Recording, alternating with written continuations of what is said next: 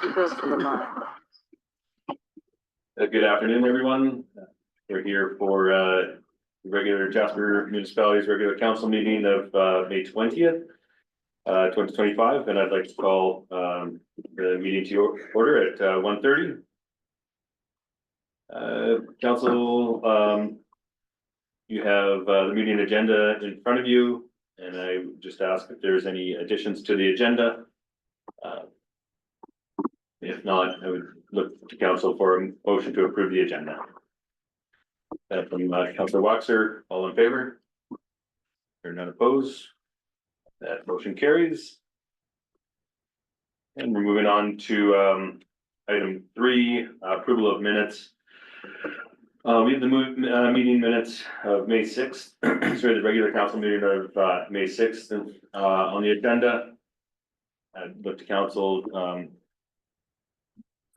if there's any edits to those minutes, or if not, a motion to approve the minutes of the May 6th regular council meeting. Take that from Councillor Hall. All in favor?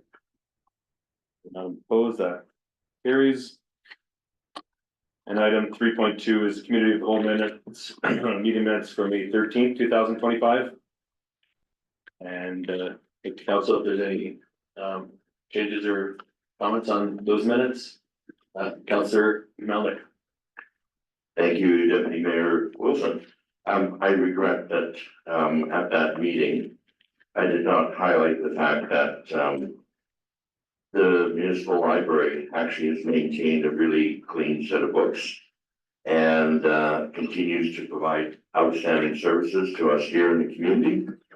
And I wish I would have said it while they're in the room, but I would like to mention it today because I think it's really important for the organizations that we support in the municipality and recognize when they are managing their affairs in a prudent manner and providing, as I say, great services to the community. Thank you for that, Councillor Malik. Anything further? Councillor Demota?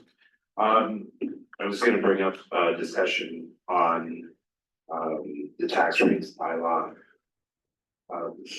motion from last week, but at this point in time, we're just approving the minutes, and I wasn't here. But at the same time, the minutes are the minutes, and with that addition, I'm not going to comment on that until we get into the further part of the meetings. I think I'd let some people know I was going to discuss that in advance, but I'm not going to now. Thank you. Okay, thank you. Councillors that were in attendance of the meeting, is there a council that would make a motion to approve the meeting minutes? Councillor Waxer, all in favor?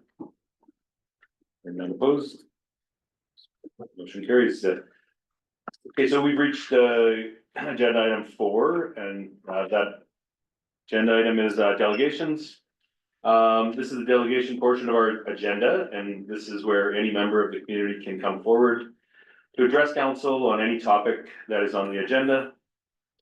And we'd just like to say, as stated in the respective workplace policy E-003, that the municipality of Jasper is committed to creating a safe climate of understanding and mutual respect for the basic human rights of all individuals.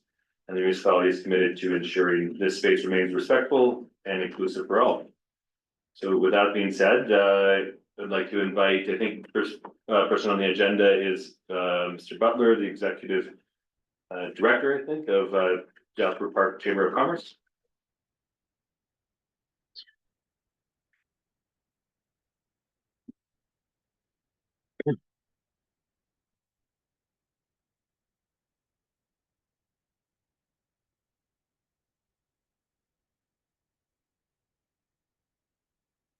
Thank you very much, councillors.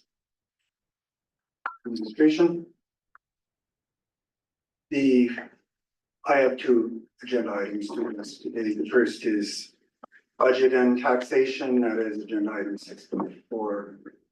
Today's agenda referencing also agenda item 7.1 from last week's committee meeting.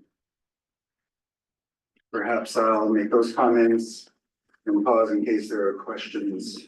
And then I would also like to briefly address agenda item 6.7, the commercial continuity initiative. So with your leave to proceed. In the request for decision titled budget review implications included as part of the agenda package at last week's committee meeting, administration stated that under the conditional grant agreement between the province and the government of Alberta, the province would reimburse the municipality for 90% of annual revenue losses. With respect to a potential reduction in the tax requisition due to a budget reduction, administration reported that a budget reduction of about 553,000 would result in savings of only 10% of that. This is incorrect. In its analysis, administration incorrectly deducted the potential tax reduction from the anticipated provincial contribution, where that deduction should have been made from the tax requisition, and then the provincial contribution should have been recalculated. Chamber's analysis, which of necessity includes some assumptions, concludes that the potential saving is much greater, around 79% of the tax reduction.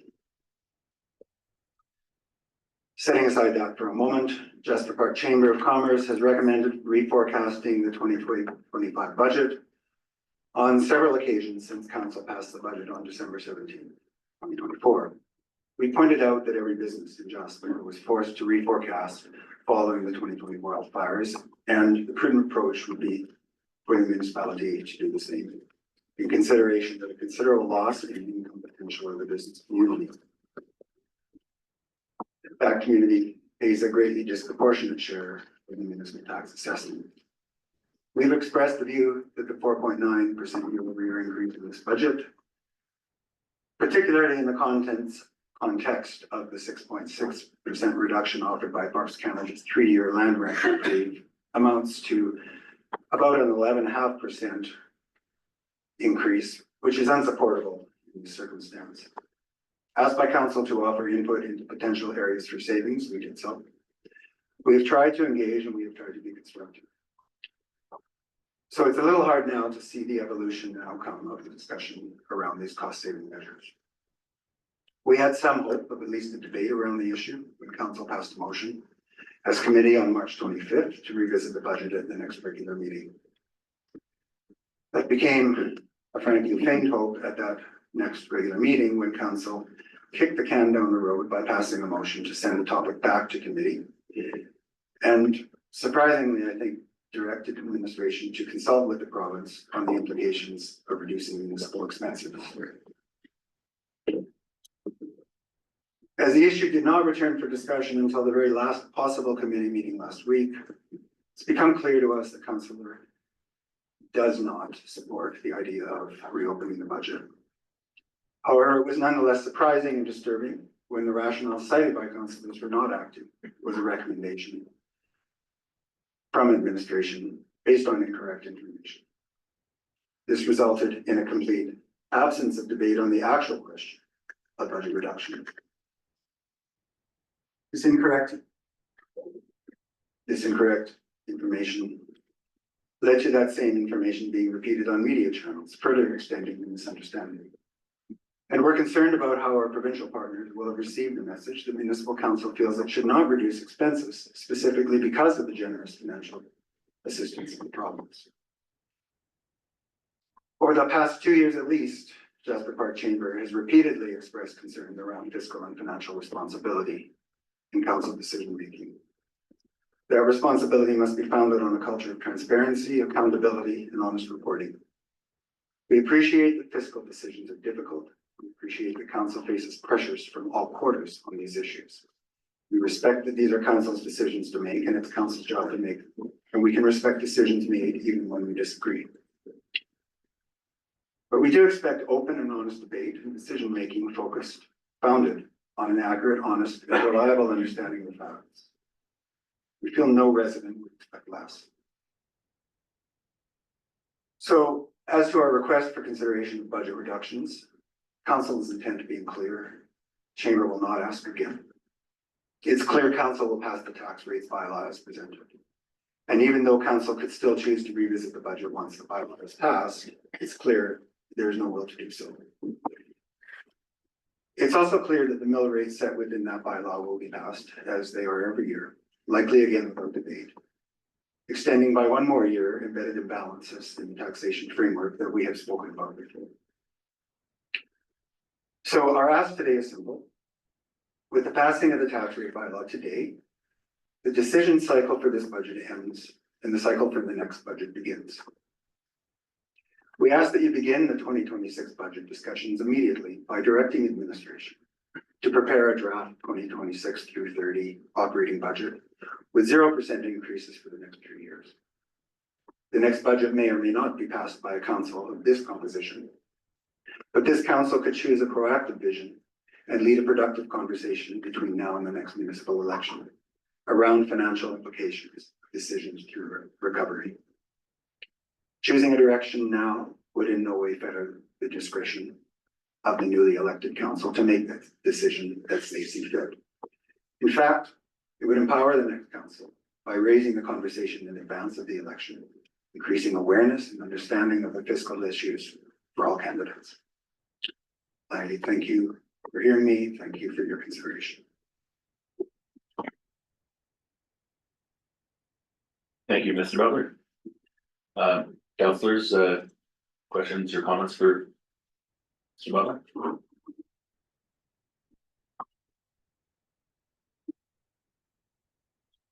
Councillor Dwight, your mic's on. I do, thank you very much, Deputy Mayor Wilson. Just,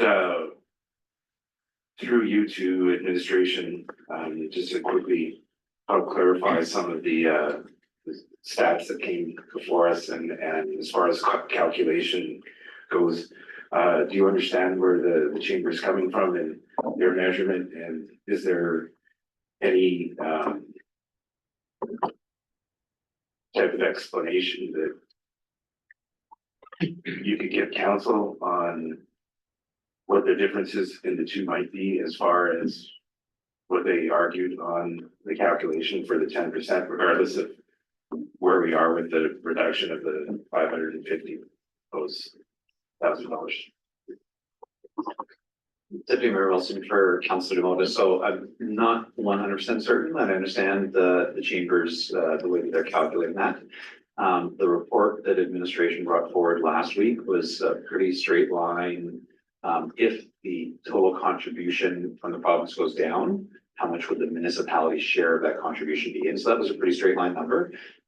If the chamber and Mr. Butler have calculated it differently or taken in other factors that administration hadn't considered, that's fair enough. Would be interested to understand that. But the question the council asked administration to explore was to look at that provincial funding rather than sort of the impact of an overall budget reduction. And that was the report that we brought forward. All right, thank you very much for that. And through you, Deputy Mayor Wilson, it's always a tricky one to do the first couple of times. To Mr. Butler, and just not to cause any debate going back and forth from council and administration, just if I can help get some clarity on whether you understood that approach, and if you could again maybe clarify a little bit more on your calculations and what they mean to what you presented.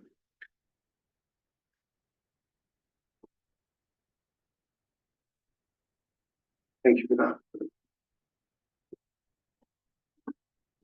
I did not come here expecting to sit and engage in a conversation about the mathematics.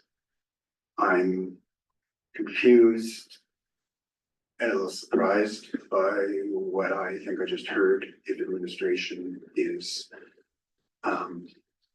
holding to the recommendation and the rationale behind it.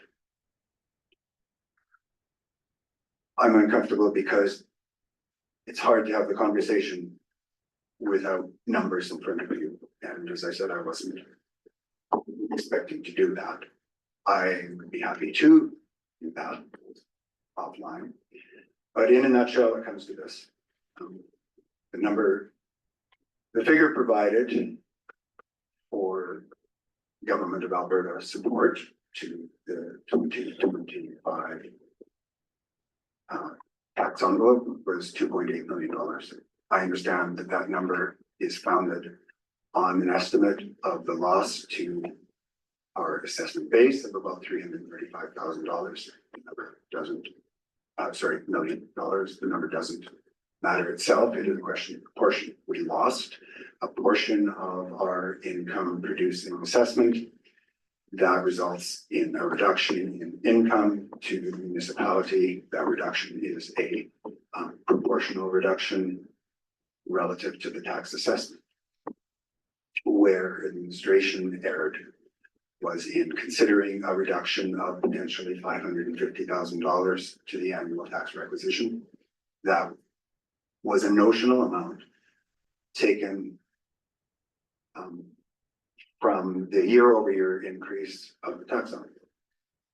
And where administration erred is in deducting that $530,000 from the $2.8 million that the government would provide. That is incorrect. The reduction of $550,000 ought to be deducted from the tax requisition. Apples for apples. And then the notional $2.8 million would be recalculated. So that is the mathematical route that we looked at. There are a couple of assumptions there that I'm not quite certain of. First would be, is the reduction in assessment of $335 million, I think it was, accurately portrayed? I can only assume it is.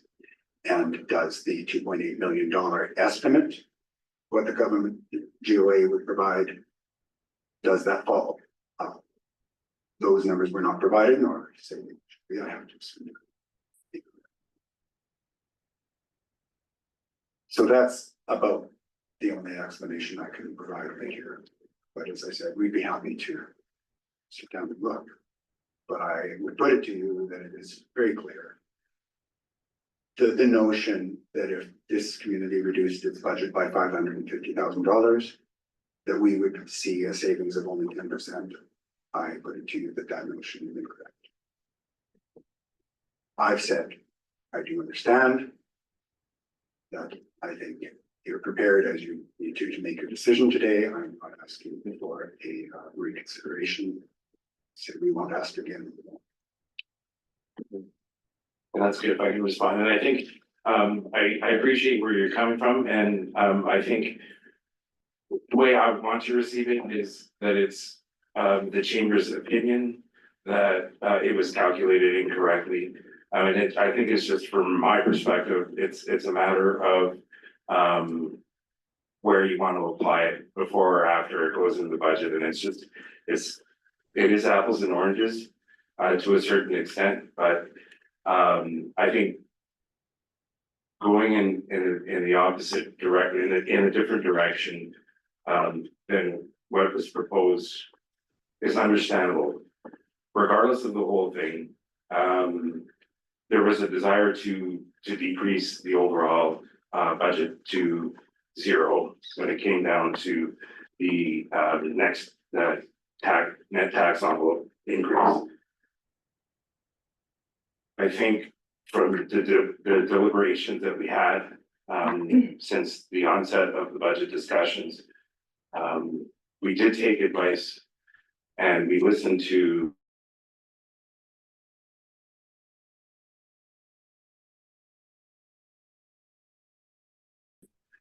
and I think that influence really helped us out in our increase from 2024 to 2025. And that put us in a better position because of, you know, the concerns from the community, not just from the business community. And I believe that with what was in front of us and still what's in front of us today, I'm supporting the position that the council took last week. And moving it, and you were ready, you said that you've accepted that. And I also appreciate the recommendation to start some future planning. I think that's a good idea. If the capacity is there, you know, it should be discussed, at least for sure. I don't know what that means. I do like the recommendations, but we have to talk about what the impacts that we perceive to on our side. what that could mean for the next council. So I appreciate your time. Thanks. Councillors, yeah, Councillor Hall? Thank you very much, Deputy Mayor Wilson. This might be a question for Mr. Butler or administration, just around the, your calculation of the 11.5, that we get an actual, what you think is the actual tax increase, based on the federal government, relieving land rent.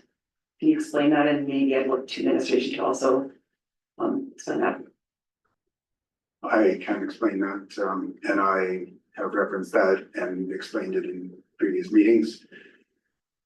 The federal government has forgiven land rent for the community for the next 3 years, 25, 26, and 27. That amount represents, looking to the 2024 budget, about 6.6% of the 2024 budget.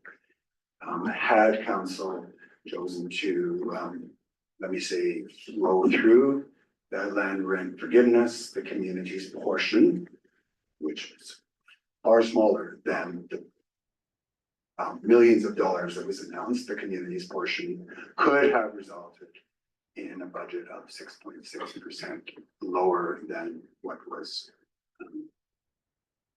was announced. So we have added that to the 4.9% actual increase, and we're pointing out that the total, what can I say, notional increase there is 6.6 plus 4.9 or 11%. And I do understand that much of that increase, or sorry, much of the savings relative due to the land rent forgiveness was put toward reserves, and that's fair. But I think it is really important to understand that assuming same tax is taken in the next 2 years, then we have 3 years from now an even greater potential impact to face when we will no longer be receiving that land rent, and we will have to make up that difference 3 years from now. Thank you for that, and I apologize, I do know you've explained that before, but I just wanted to, I look to administration maybe to, I'm just looking for some clarity.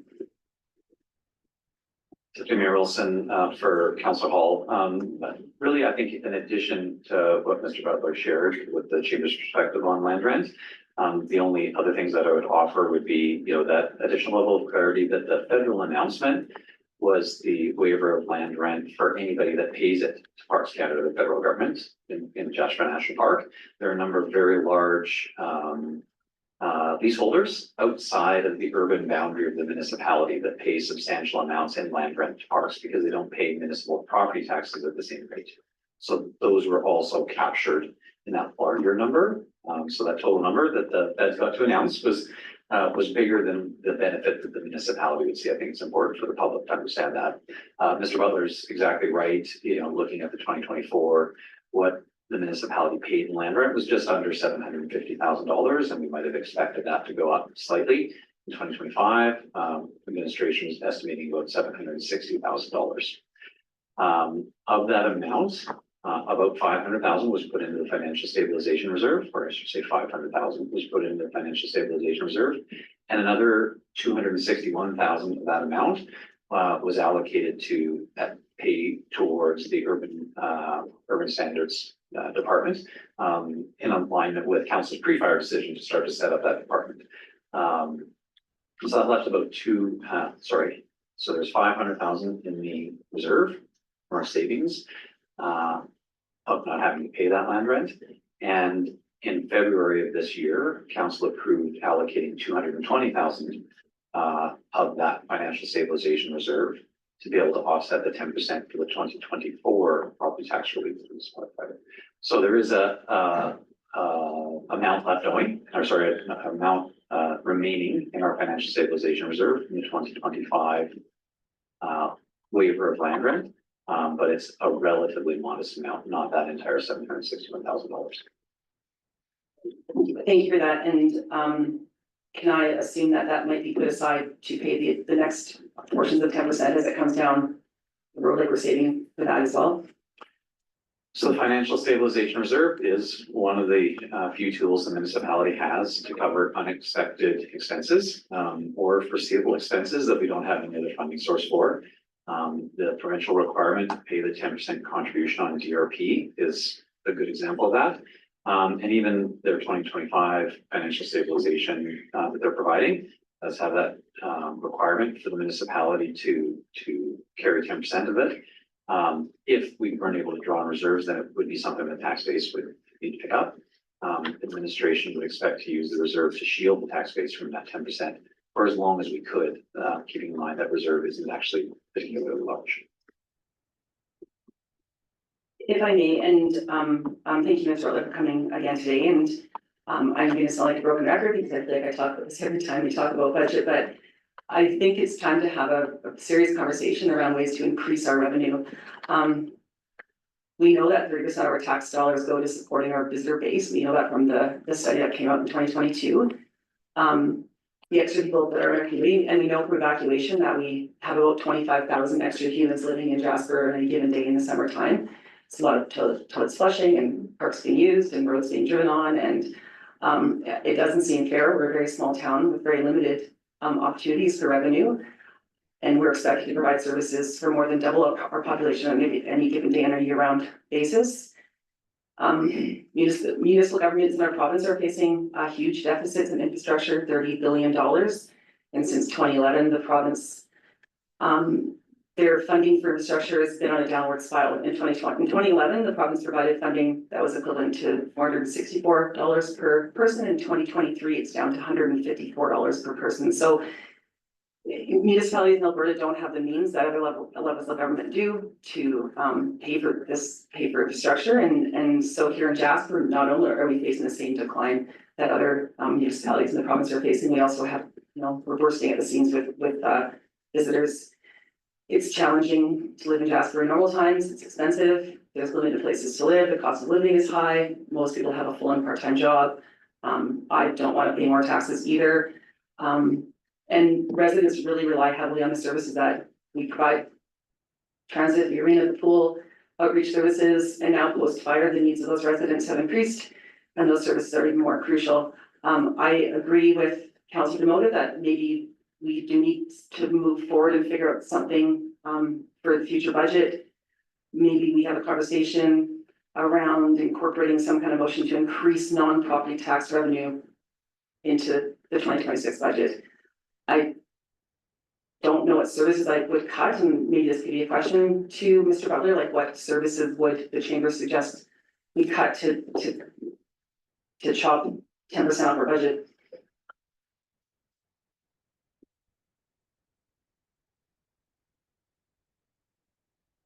Councillor Hall, I'll circle back to a couple of three things. Last point first, I've answered that question in specific terms twice here. I'm not gonna do it again. Also, we didn't raise the conversation in the RFP last week was 4.9%, not 10%.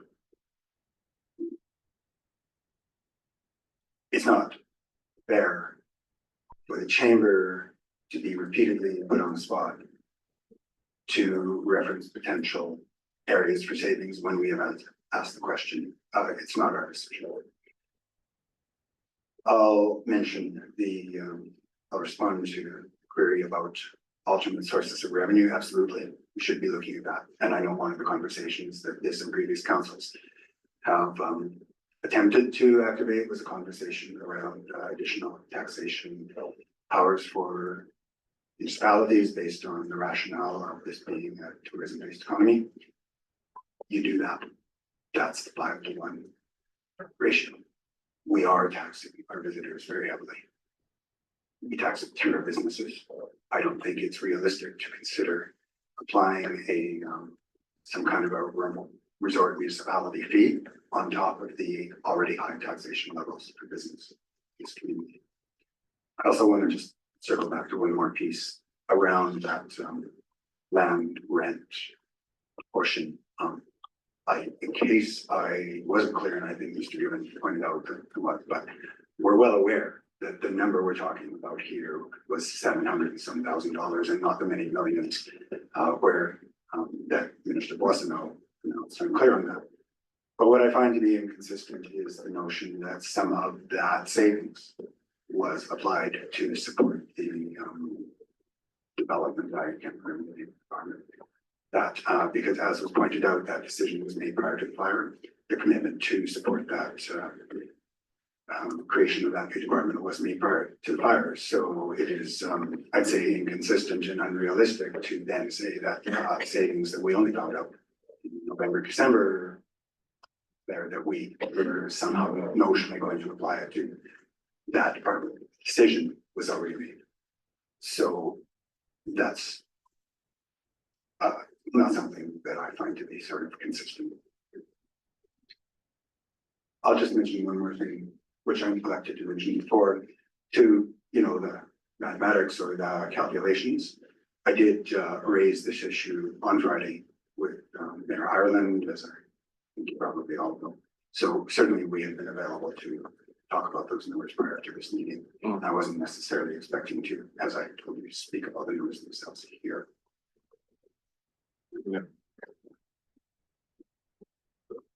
Go ahead, Councillor. Thank you, Deputy Mayor Wilson. Maybe a question for CEO, given around mill rates in communities in Alberta that are also visitor-based economies. Do you know much about them? I maybe even looked into British Columbia, where they actually have resort municipal status, and what mill rates might be there as well, just for comparison for my, and again, I apologize for asking you the same question. Sometimes councils aren't here, and I just want to make sure we all have the right information. Deputy Mayor Wilson, there's one that comes to mind, our sort of closest analog in the province is Banff. They are like us, have a fairly high ratio, and I'm probably at the 5-to-1. And the reason that I'm fairly confident that that's where they're at, even though for quite a while they were above that, was because the provincial government a number of years ago brought in legislation that required municipalities to have no greater ratio between their residential and their non-residential tax rates. So Banff should be at that tax rate. For a number of years, they were higher than Jasper, but I think it's come much closer in the last couple of years. We don't have any information on any BC municipalities. The one thing that and for members of the public watching or listening, mill rates, we have to keep in mind that mill rates are really a reflection of the value of the properties, right? So I think the essence of the Chamber's contention generally and fact-based is that the difference between the rate at which we tax residential properties and the rate at which we tax non-residential properties, that's too big a spread between those two. And that's that for every $1 in taxes that a residential property pays, the municipal property taxes, a business pays $5. That's a fact. But that's very, very clear. And so it's really the ratio that would be, I think, the concern of the Chamber rather than the actual mill rates themselves. If council gives direction to have some other ratio, the mill rates would change as a result of that direction. We can't change the value of all the properties.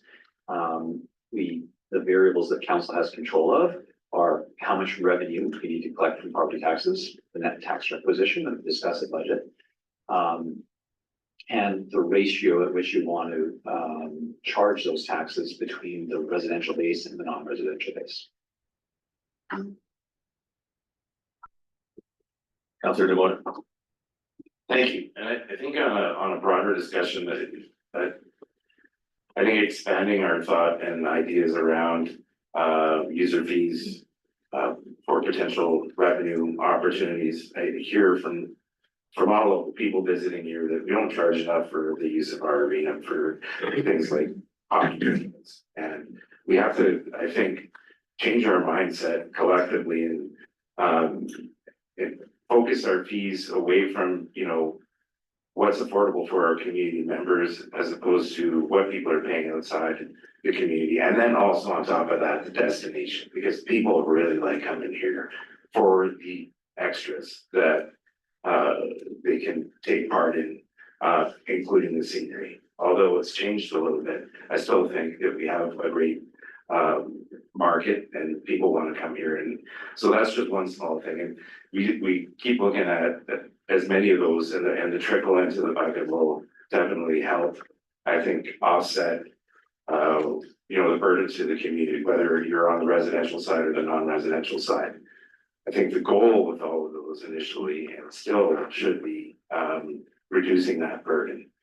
Now, having said that, to support, the chamber's desires towards a zero increase, there is the philosophy there. If the province is giving us less, then we should be spending less, and I totally understand that. That's the prudent way to approach our budget. At the same time, I think going forward, to set the next council up, it would be very difficult to go to a zero budget in my mind, because then you're making them start off further behind than where we were, and there's arguments on both sides, and I understand the chamber's point of view, but I think even with that federal support, the 4.9 would, removing that down to zero would, I think, impede what the next council has to look forward to, and there's quite a bit of stress, I believe, and the future budgets coming to council, because a lot of it's still unknown. And, a lot of us thought we were gonna see foundations in the ground right now. We're not there yet. And there's a lot of things that aren't gonna be there yet when we look forward, and we don't have that crystal ball. Yeah, and if I may, councillors, if you have any more questions for Mr. Butler, it is on the agenda further down. So maybe we'll just direct any further questions to Councillor Butler regarding this topic. And then we get a chance to debate and voice our opinions a little bit further on the agenda. And then we can move on to Mr. Butler's second delegation item. But one last chance for councillors to ask any more questions about Councillor Melnick. Thank you, Deputy Mayor Wilson, and I just wanted to make sure I heard correctly. The chamber, you made a comment advocating a 0% increase in municipal budget for the next 3 years. Suggestion we've made is that council direct administration to bring a draft budget with 0% increases over the next 3 years. Obviously, it would be a draft. Obviously, it would be something of a thought exercise to understand what that would look like. It would not in any way cut the discretion of the next council. It would be under no obligation to move forward with that budget. I have little doubt that if administration was directed to bring a draft showing a 0% increase, that they would be presenting options and making it clear where reductions had been applied in order to make that happen. And then this or future councils would be able to consider those. So I clarified, I was talking about the next 3 years to notionally consider 0% increases for the next 3 years, accepting that the increase we're looking at here will be passed this year. Thank you. You did clarify that. With the additional expectation in your initial commentary, it sounded like an expectation that the next 3 years would be at 0%. But in your further discussion, because all I heard was 0% for the next 3 years without the further clarification of what the proposal would be. So I appreciate that tremendously. I'll take that under consideration, given other things that will need to be considered by a new council. But thank you for clarifying that. Okay, councillors, thank you. I think we'll move on to agenda item 4.2, and that is another delegation of, again, Mr. Butler. Go ahead. Thank you very much. This should not take much time, and I don't have very much questions. I want to talk about the commercial continuity initiative. That's agenda item 6.7. Some framework and details for this were presented last week at committee. There have been a number of initiatives from several agencies designed to help business recovery. Praise Can, through Community Futures West Yellowhead, provided $2 million, over $2 million, which assisted over 200 businesses. Canadian Red Cross has allocated $3.8 million for business and not-for-profit support, and that will assist up to 200 businesses and not-for-profits. The Commercial Continuity Initiative, presented last week, is founded on a $1.8 million grant. Seen through the lens of other business assistance programs, it's hard for us to understand how that grant program, as currently positioned, is cost effective. $1.8 million is a big piece of funding. And from what we've seen, in fact, from numbers provided in the RFP, only about 21 businesses will be assisted. And that doesn't seem to work for us. Budgetary numbers presented, we would argue, are a little underdeveloped. The program seems to be founded on a large portion of capital purchases with questionable legacy value. And we wonder whether that's the best way to provide the most help to the greatest possible number of businesses. No consultation that we're aware of involving the business community was undertaken prior to this program being rolled out. This is in spite of the fact that one of the strategic relevance points is to, in quote, welcome the expertise, innovation, creativity, and commitment of community members, groups, associations, and businesses. I think the program requires a little more scrutiny before it is passed. So we request the council defer approving the program expenditures until more clarity and detail on project outcomes is provided. That's all I have on that. Okay, thank you for that, and I guess councillors, maybe before pose your question, I'd like to just maybe look at administration and ask a question about consultation, and I don't believe that statement is true, that no consultation happened before this, but maybe I'll look at administration to respond. Director Park, I think, can carry the ball on this one. Certainly. So in regards to consultation, Mr. Butler is a member of the Economic Recovery Working Group. This initiative was discussed from its inception, and including the grant work that was being done with Prairie Scan throughout with that group. That group consists of the Chamber, Tourism Jasper, Community Futures West Yellowhead, amongst other groups. So they were certainly all those representation as part of those discussions. In regards to the number of businesses that are being helped, the full scope of the grant includes a number of initiatives. There is the pop-up village on Connaught. There is the commercial in the S block. And further to that, there is the entire reconstruction, lay down, and working with contractors that needs to be managed as well.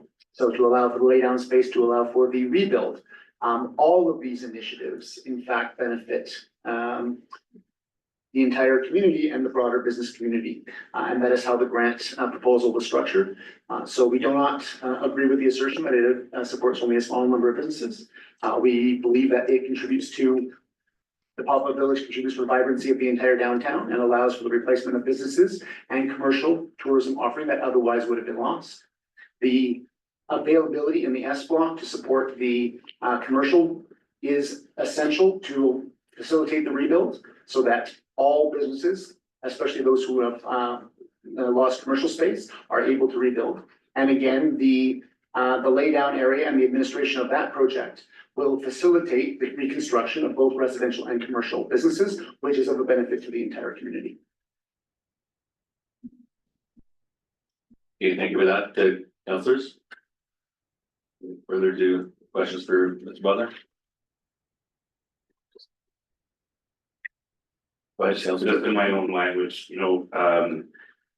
just the opportunity to focus the funding in specific areas will help broaden what other businesses and community members can benefit from.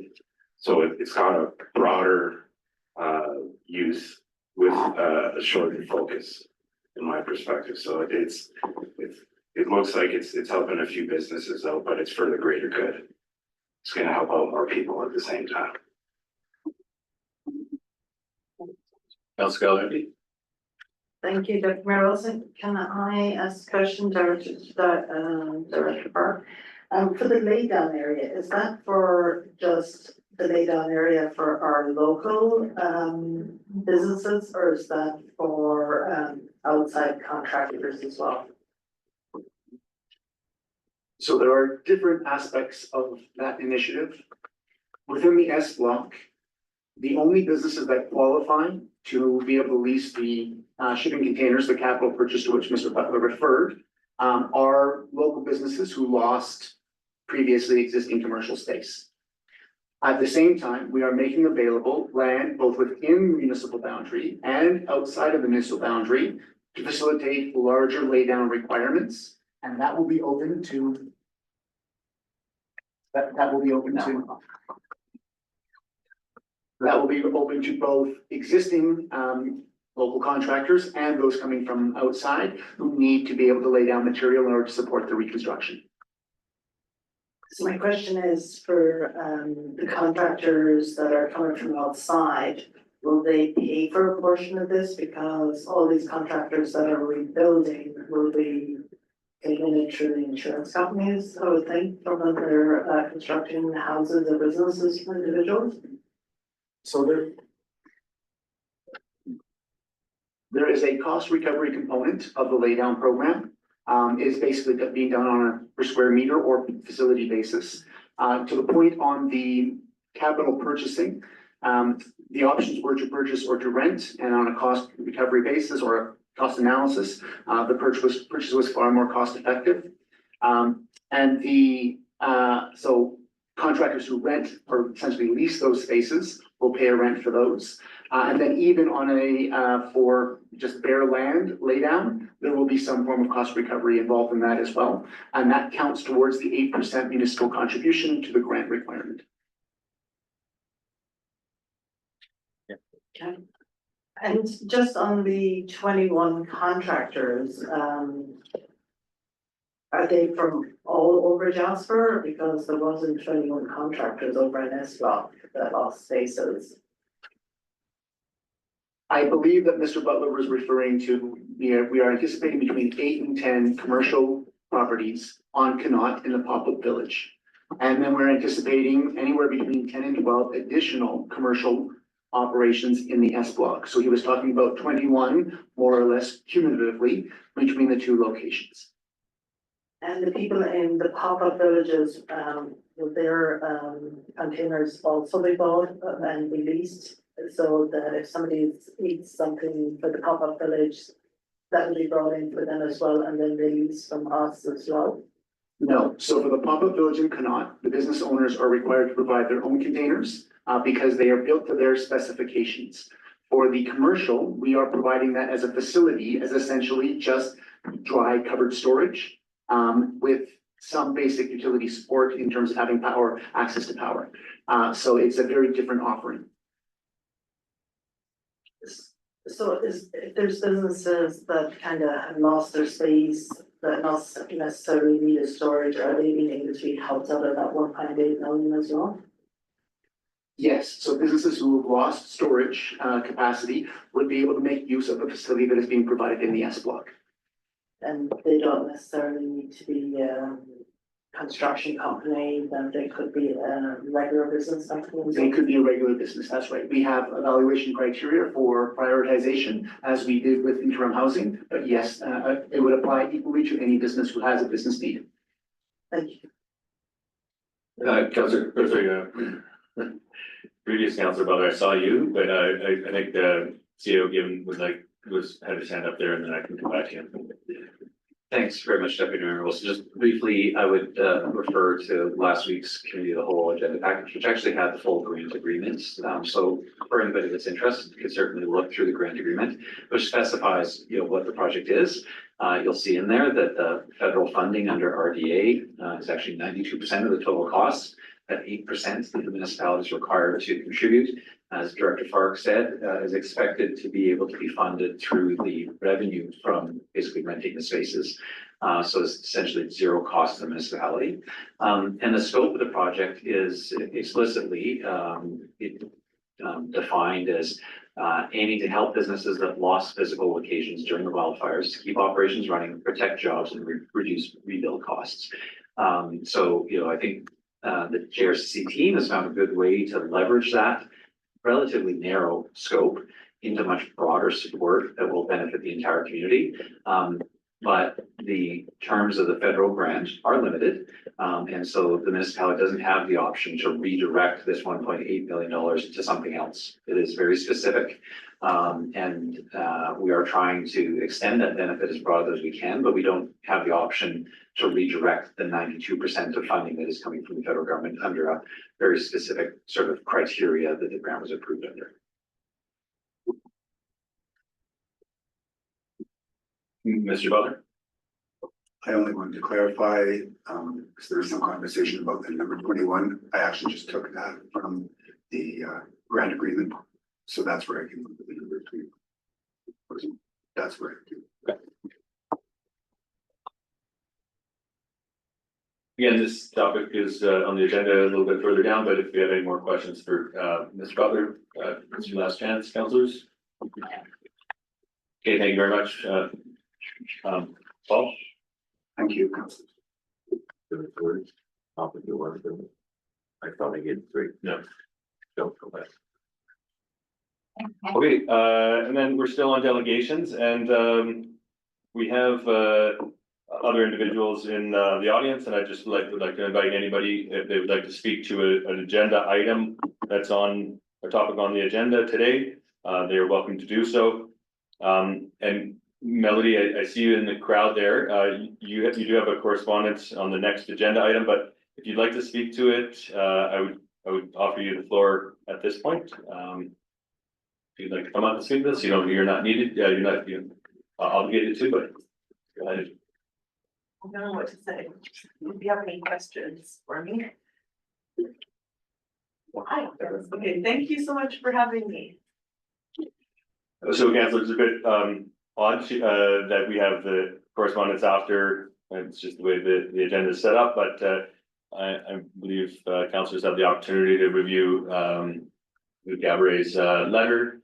And if you had any specific questions for her, she is here to answer. Councillors? There's nothing, so thank you for joining us. We do have your correspondence on the agenda and for council to consider. Okay, thank you so much. Thank you. Great day.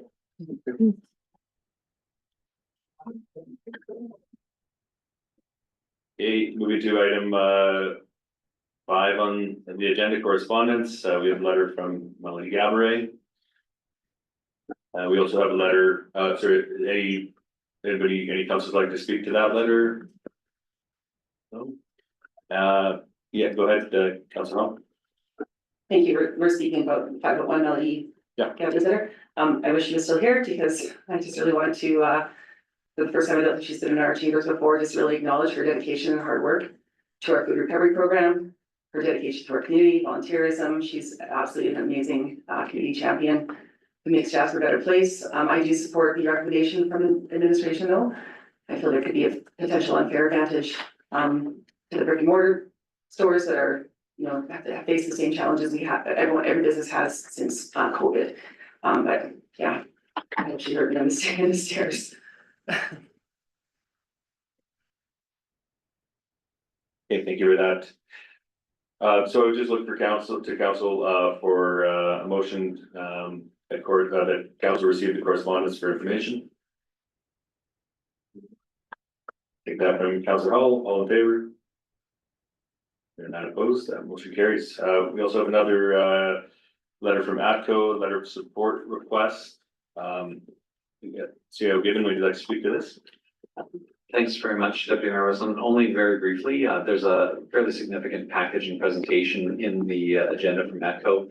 This is a follow-up from a information session that council had with representatives of ATCO where they shared some of their involvement in Jasper's rebuild. Council had a chance to ask some questions about how that was going. They also shared some of their forward-looking capital plans with respect to improving the resiliency of their overall network outside of Jasper and across their service territory. in follow-up to that presentation, they asked to have this added to the council agenda.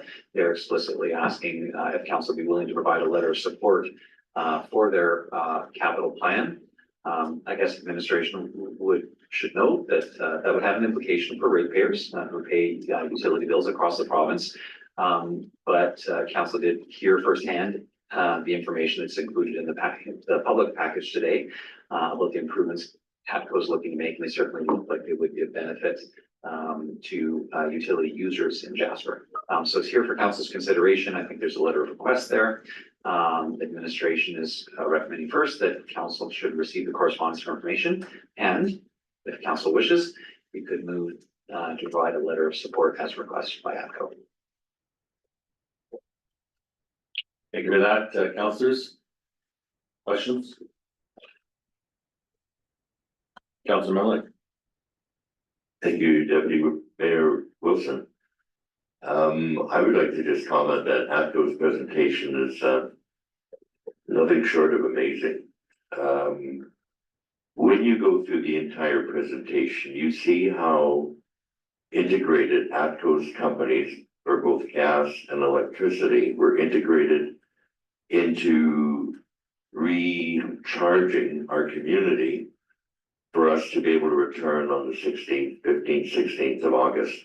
I think this is amazing information that all residents should take the time to read and understand the partnership, the commitment, and just how vital it was for these two companies to be working with the Jasper recovery group, the incident command group, in ensuring that we could return safely. As I read through this, like I said, I was nothing short of amazed at the individuals and the monetary expenditure they made for our community over the long term, and I am fully supportive of us providing a letter of support to ATCO.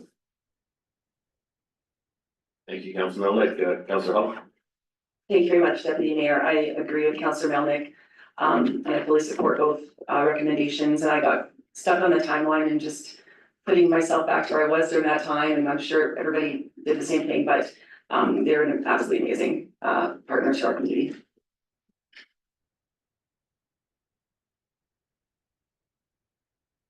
There's something further I look for a motion, councillors.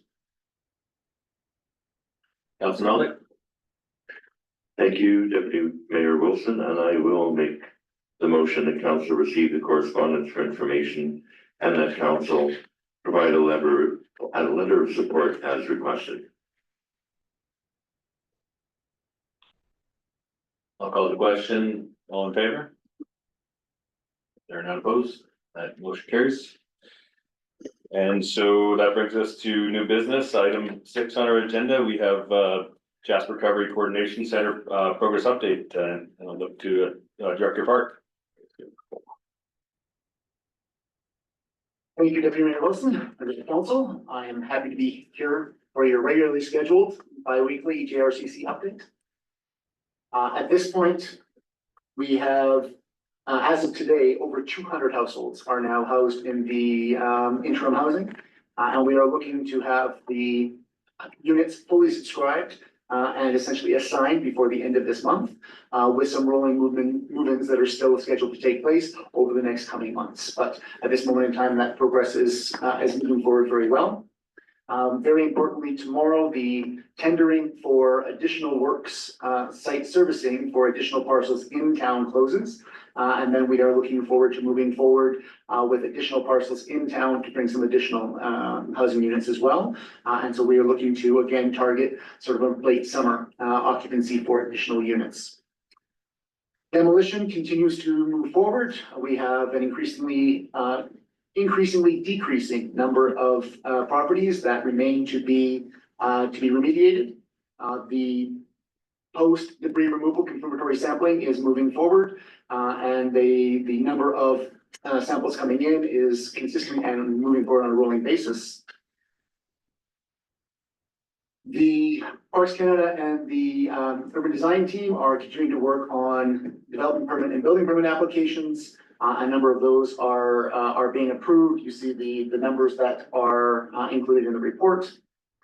On the social recovery side of things, we continue to make good progress with the Pathfinders program, and that continues to find a high degree of community acceptance and appreciation. And we had a very recent visit from the economic developers of Alberta, who came to do an assessment of the opportunities for regional economic recovery as a result of this disaster, as well as others. And they will be providing us with the data and information that they have collected from that visit, as well as some recommendations that we can use to help assist us as we look towards economic recovery. Those are the highlights from this week's report. I am happy to answer any questions that you might have. Thank you for that, Director Park. Councillors? Questions? Councillor Hope? No questions, just a couple comments. I found it interesting in the streamlining development review and approvals section where if the applications come in complete and good, it takes about 37 days, and if they have to go back, it's a bit longer. So again, I just recommend residents really take advantage of that one-on-one offerings. And as far as around the interim housing, just want to thank you for the 400 people that are living in interim housing, how awesome it is. We're finally settling in, we have some flowers. Our family was driving back in from Hinton on Sunday night and past the East End, I call it the Creek community, and I saw a big tent outside of probably 50 people having barbecue, and it warmed my heart.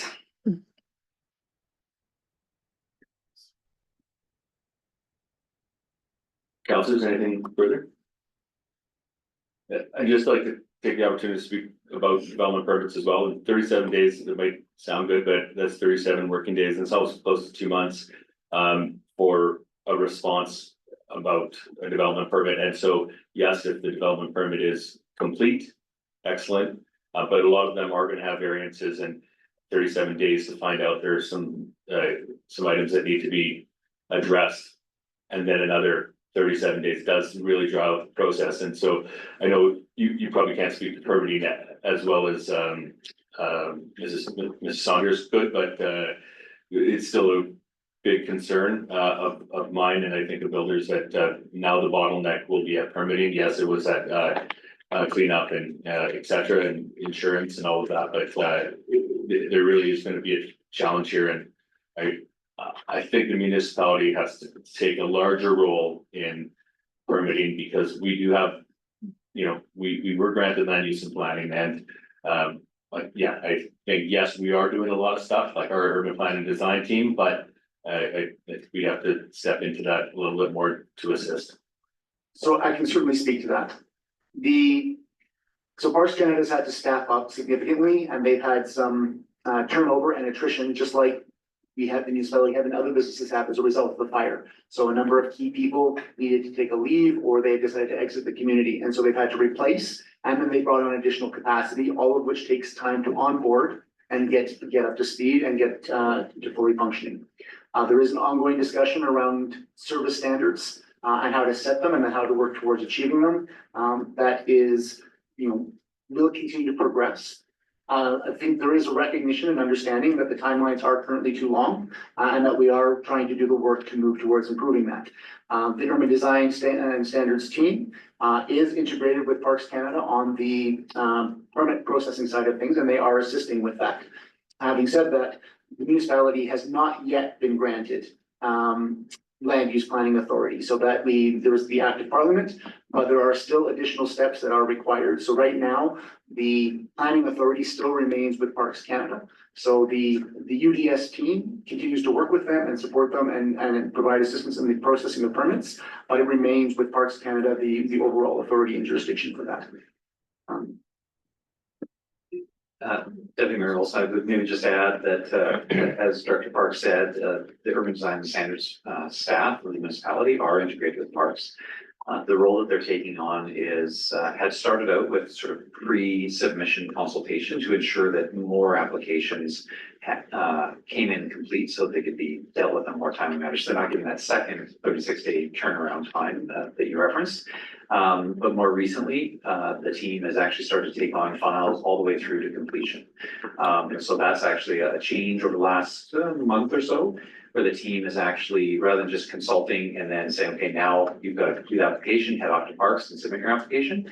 Our Perkins Island Standard staff are actually reviewing applications on behalf of Parks Canada, seeing them through and basically getting them to the same point that a Parks Canada staff would be, where they're ready to be approved and sent up to the superintendent, I presume, for final sign off. So that's a relatively new increase in service the municipality is providing, or an increase in our contribution.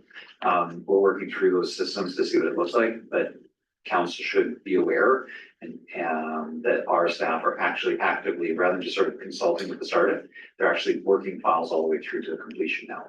We're going to start to increase that load over time as both the municipality and Parks Canada staff ramp up to take what we all know is coming this summer. Great, yeah, that's great to hear. Appreciate that info. Councillors? Councillor Rob? Thank you, Deputy Mayor. I actually did have one question.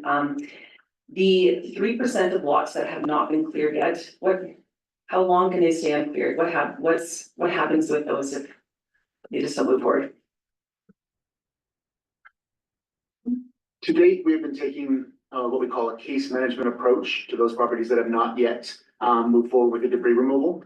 And the reason for that being that everyone's gone through challenging times and everyone's circumstances are unique themselves. So we have contact with every remaining property that has not yet removed the debris. So it's not that there is anybody we have been unable to reach, and we understand the specific circumstances of each.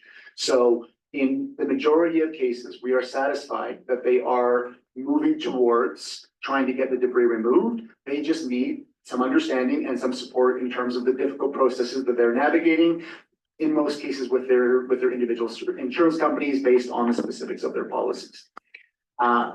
In the scenario where there was a need,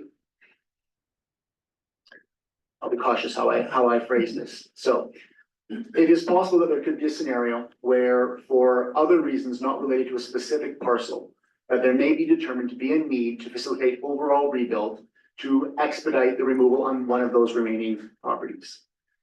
In that type of scenario, we are exploring both within the municipality and with Parks Canada what regulatory tools would be available to us to allow us to take that action should it become necessary. Again, that is not the preferred option, but it is a possible option, and we are advancing that work. And we do have tools both at Parks Canada and as the municipality. We do have tools at our disposal that we can use. They involve rather heavy process and some extended timelines. So we are working through those currently, but again, the strong preference is to take the case management approach and to facilitate rather than enforce the last remaining properties.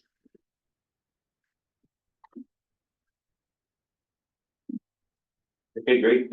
Anything further, councillors? Councillor Demona? Thank you. Just to comment on, other levels, I admire and support and appreciate the commitment towards the well-being of community members and those that are living and working here in the community on top of that. Pathfinders program, I think, is one of the supports that I like to highlight and congratulate people for completing, and I'm looking forward to the future renditions of that if they come available when I can take advantage of it. So commitment to overall mental health. And then again, something that I brought up in the past was that dilapidated sign from the old Moline Lodge building has finally been at least taken care of a little bit. So it's not a reminder in your face all the time. I don't even see it anymore. So thank you for addressing that. And apologies, it took as long as it did. We had to work through the landowner and yes. Thank you. If there's no further questions for Director Fark, I'll look for a motion to receive the report of information. Okay. Councillor Demona, all in favor? None opposed? Thank you, Director Fark. Appreciate your work. Okay, moving to item 6.2, Jasper Municipal Library Board. CIO Gibbon, would you like to intro this or? Deputy Mayor Wilson, I won't, because the library board presented last week, and I would certainly not want to be interpreting on behalf of the library board. I think they made an able presentation. And so the recommendation is here from committee that council accept the financial review of the municipal library board. This is a legislative requirement, so a little bit of a housekeeping requirement for the municipality. But the director of the library and the chair of the library board were here last week. And made a presentation in person, so administration certainly won't steal any of their. You bet, and before I ask for a motion, any comments, questions from council? If not, I'd look for a motion, go ahead. I would make the motion that council accept the financial review for the municipality of Jasper Library Board and echo all of Councillor Melick's comments earlier during our conversation around our minutes. Okay, great. I'll call the question. All in favor? And none opposed? That motion carries. Okay, moving on to item 6.3, Director's Report, Finance and Administration. Again, was in front of us last week at Committee of the Whole. Would you like to speak anything more to that? Director Malincek. Thank you. Good afternoon, council. Just to give a quick summary of the report, just in the budget and planning section, just to highlight that the audit is still ongoing because of the wildfire, as you're well aware already. And we're expecting to hopefully be presenting by mid-June the finance, the audited financial statements for 2024. And just wanted to say the third bullet on budget and planning, there's a typo, it's third reading to occur on June 3rd to finalize property tax rates. So that's in anticipation of the bylaw that you will see presented today. For staffing, normally we're operating as per normal and the finance office is very busy. We did have a changeover in staff though. Finance manager did retire early April. And then we had a new replacement start May 5th. So we're very lucky to have somebody come in so quickly.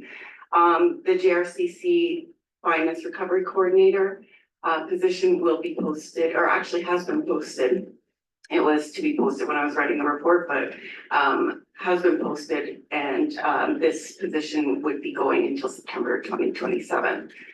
On the utility and tax side, March and April utility bills will be mailed out on the third week of May and due mid-June. And also already communicated, but again, we'll say that the tax relief credits are completed and are applied to each tax roll. So these credits will be seen on the tax notices sent out in June.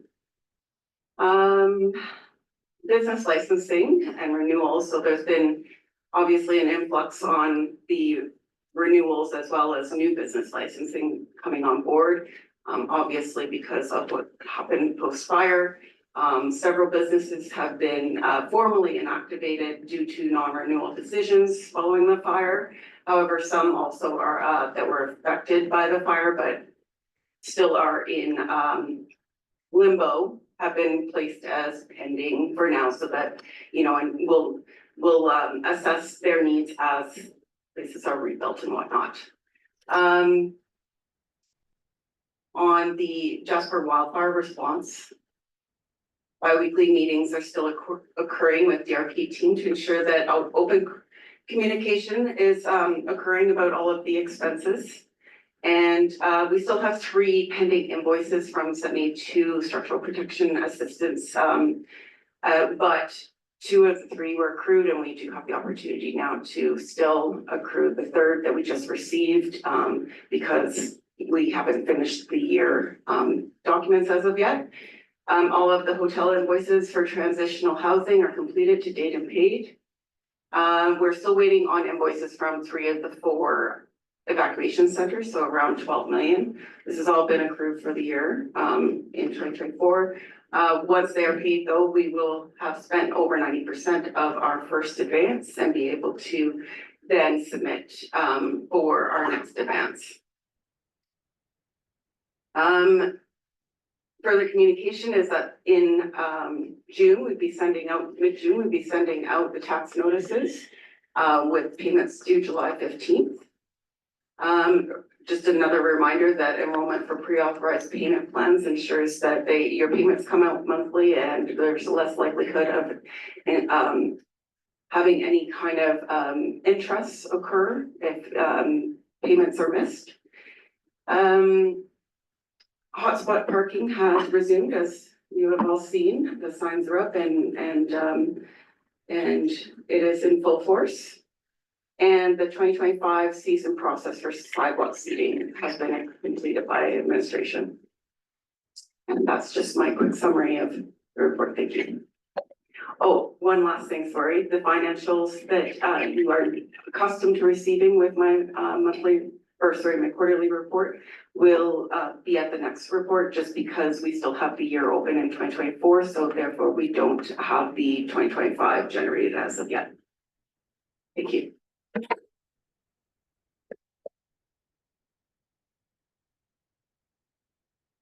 Thank you for that, Director Malinchek. Councillors, questions? Councillor Calrenti. Thank you, Director Malinchuk, for your report. The sidewalk seating, are we seeing a decline in applications? Deputy Mayor, through to Councillor Calrenti. Unfortunately, I did not look at those numbers prior to this meeting, so I can't give you an exact statement, but I'm assuming that we haven't, because the buildings that were lost they did not have any of the sidewalk seating. Not generally, no. There were a couple of properties on Patricia Street. The Coco's location did typically have one, but it was usually smaller. And then on Connaught, I think Birch and Subway also had locations, but it is relatively small amount. So and we haven't seen any new ones come in. So there's a slight decline, but not particularly large. It seems that the businesses that are remaining with their physical locations are still really interested in having sidewalks. Thank you for that. Councillor Melnick. Thank you, Deputy Mayor Wilson. And just glad to see that we're making the sale of properties easy and as we can as a municipality for what documentation we need to provide. There seems to be a fair amount of activity that way. With the amount of additional work in this department, in your department, we did apply for DRP funding, I believe, to make sure that our ability to do all of the extra processing of invoices and so on that would be recovered from that potential or that revenue source. Deputy Mayor, through to Councillor Melnick, yes, that position was filled and has been posted for again. It continues to offer support to administration in the sense that it has alleviated a lot of extra duties that would be in place should we have been taking care of all of that on our own.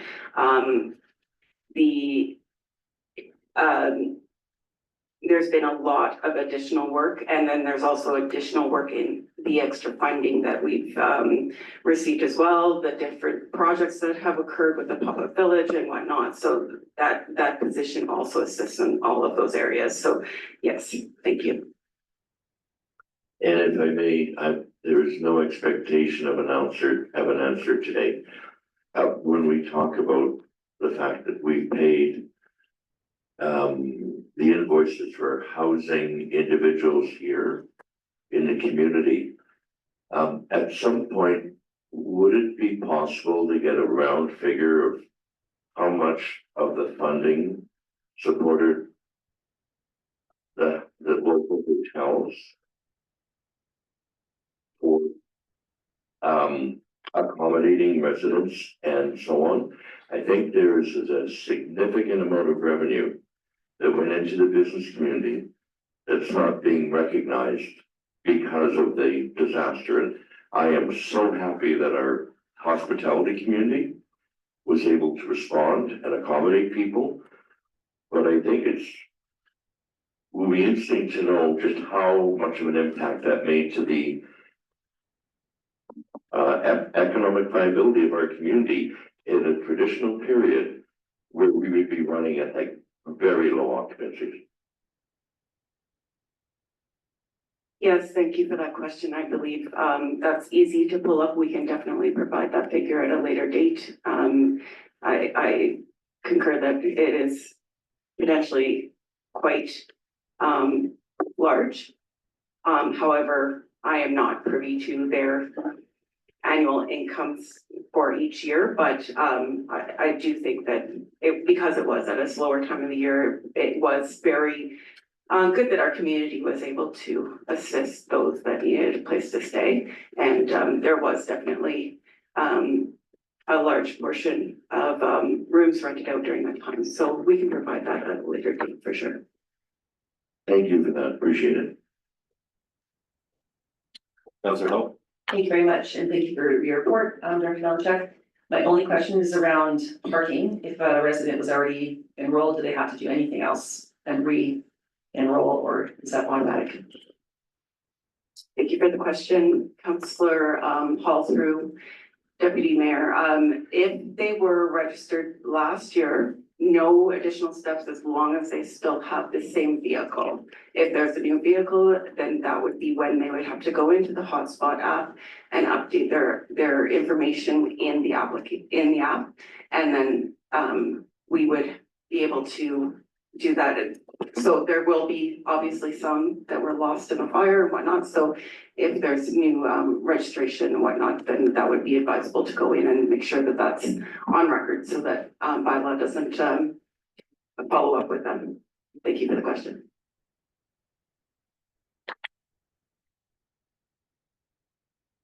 Councillors, any further questions for Director Melchuk? If not, I would look for a motion to receive the report for information.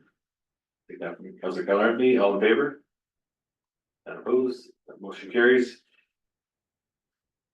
And we're moving on to agenda item 6.4, Jasper taxation rates bylaw 2025.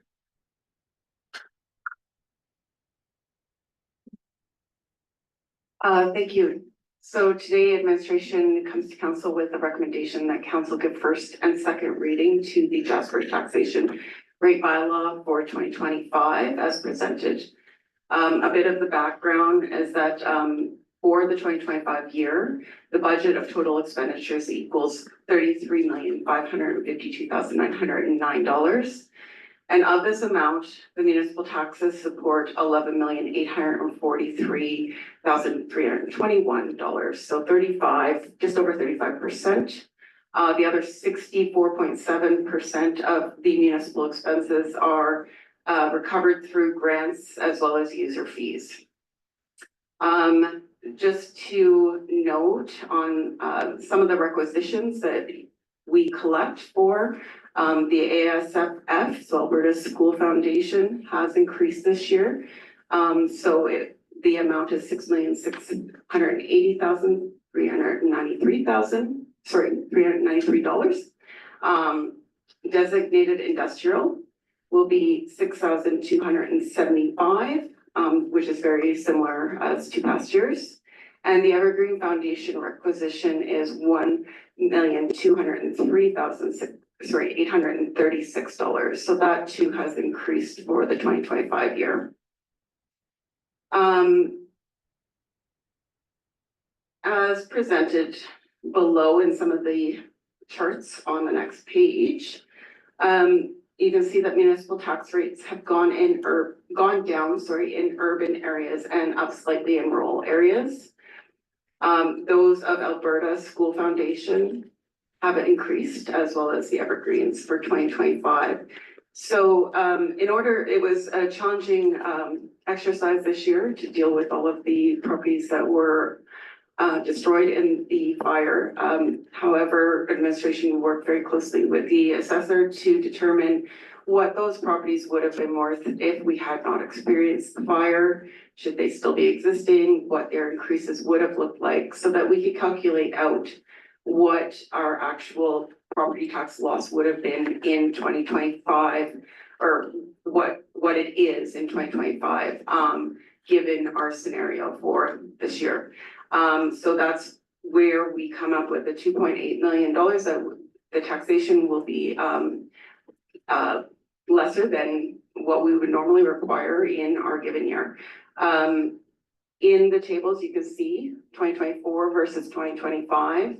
And you can see all of the municipal areas actually go down in mill rates on the urban side. And then, like I suggested, go up slightly on the rural side. The next set of tables go over the 2025 taxes for residential urban assessed value as well as non-residential urban mill rates. And they're applied by two different values of properties to show what they might be worth, and that, so that is just the municipal taxation only. And then the next set of tables shows an example of what a residential urban property assessed at 800,000 might be paying differently from 2024 to 2025. You can see that the difference for an $800,000 home is $117 annually in an increase. And those increases for Evergreens and Alberta School Foundation actually are brought down slightly by the municipal tax rate going down. Now, the commercial urban assessed at 10 million will also see that the municipal rates would go down and actually cause the amount to be less than the prior year. So that being said, one thing that's really important that people realize and note when they're looking at their tax notice is that this is based off of your property remaining the same value, which is never the case. So there's always an increase in property assessed values. So you will not see those rates apply those exact numbers to your assessed property value. If your property goes up in assessment, which it normally does based on what occurs in the market, you will see those numbers increase based on that factor of the equation. Just to highlight as well, we did have the assessor come in for a public meeting where people can ask questions and query anything that they're uncertain about with their assessments. And we also had a deadline for complaints on assessments. The deadline was May 9th, so Friday, May 9th. And Jasper received, for the first time in many years, 0 complaints. So we had no one formally registered the properties on their assessed values. Attached then, as council has seen in the past, is exactly the same bylaw as prior years, only changing the bylaw number as well as the amounts that would be requisitioned as well as the amounts that are assessed and applied against. And then on the very last page of the bylaw, you can see the same mill rates that you saw represented in the charts in the information package provided. And I'm available for any questions. Thank you. Thank you for that. Councillor Gaboury. Thank you, Deputy Mayor Wilson, for you to Director Valerie. I'm curious, how many properties, residential and commercial, do we have at outstanding taxes? Do you know that?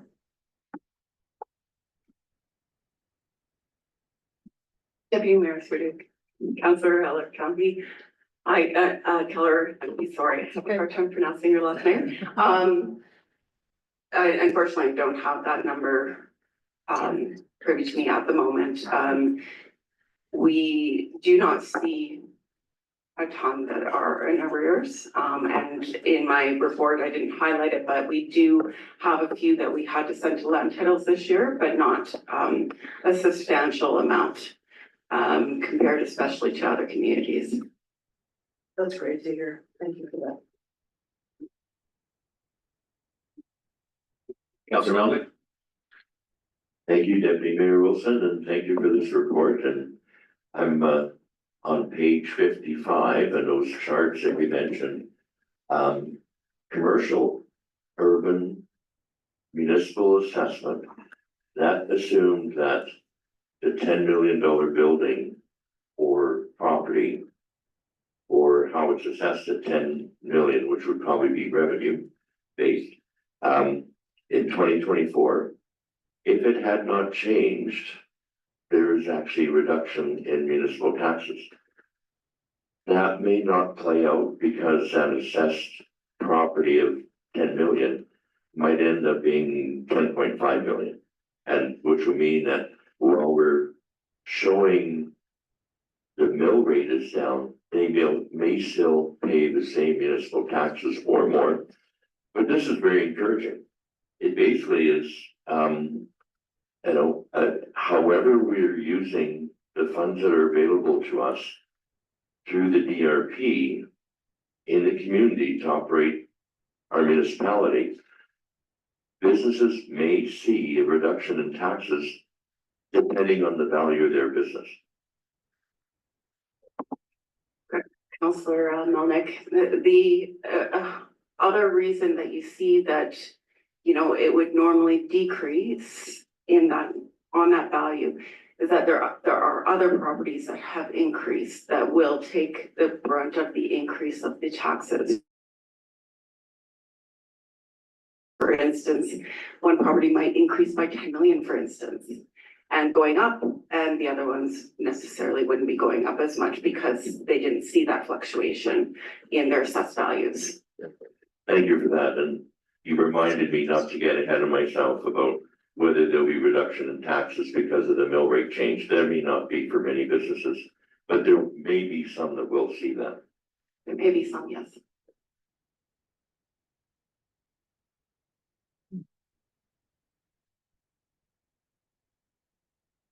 Hey, councillors, anything further?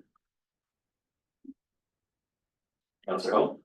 Thank you very much, Deputy Mayor Wilson. Just a question on our, what we pay to the government of Alberta for policing. Is that more than 2024? Has it gone up? Does it go down? Deputy Mayor through to Councillor Hall. Actually, that amount has stayed the same from the prior year. However, we just got notice that it is increasing. There is more to be said, I believe, on this. I don't know if CAO Given might have more to suggest on the rate and how it changes, but the amount I left the same as prior years because we will have further discussions, I believe. Deputy Mayor Wilson, so as Director Malinchak said, I think that 2025 amount is stable. But there is some uncertainty because the provincial police costing formula is actually up for review. So I think that this is the final year of the current system that the province has of collecting from smaller municipalities and rural municipalities for the cost of policing. They've actually launched a consultation on what the new system should look like. And so that will be something that administration will bring forward to council for the 2026 budget discussion, and certainly something that the administration is looking to engage in so that we can understand and potentially influence what that costing formula might look like, considering it does drive a significant budgetary item for us every year. If I may have one more question about the designated industrial property, DIP. Do all properties pay that? I apologize for not knowing what that. This would be maybe just an explanation of what exactly that is and where it goes.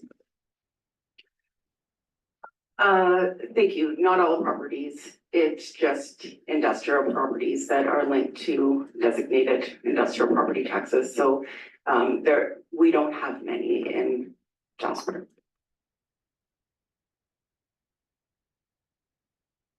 Councillor Melnick? Thank you, Deputy Mayor Wilson, and I do want to highlight one other part of the report. Passing a tax bylaw, affects everyone. But want to highlight the inclusion considerations, and I'd just like to read them. Property taxes fund essential services that benefit the entire community and support equitable access to municipal programs, facilities, and infrastructure.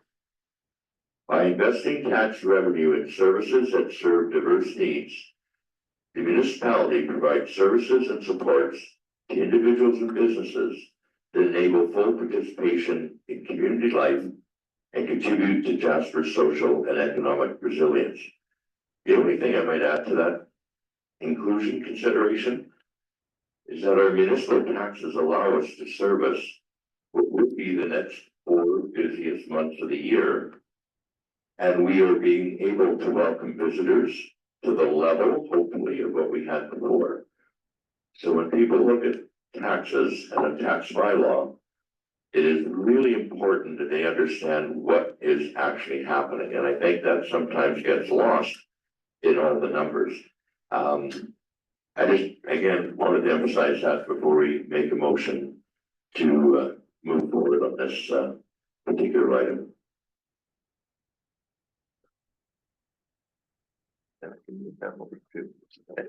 Yeah, thank you for that. Just before you do, councillors, anything further before our motion? Councillor Watser? Thank you.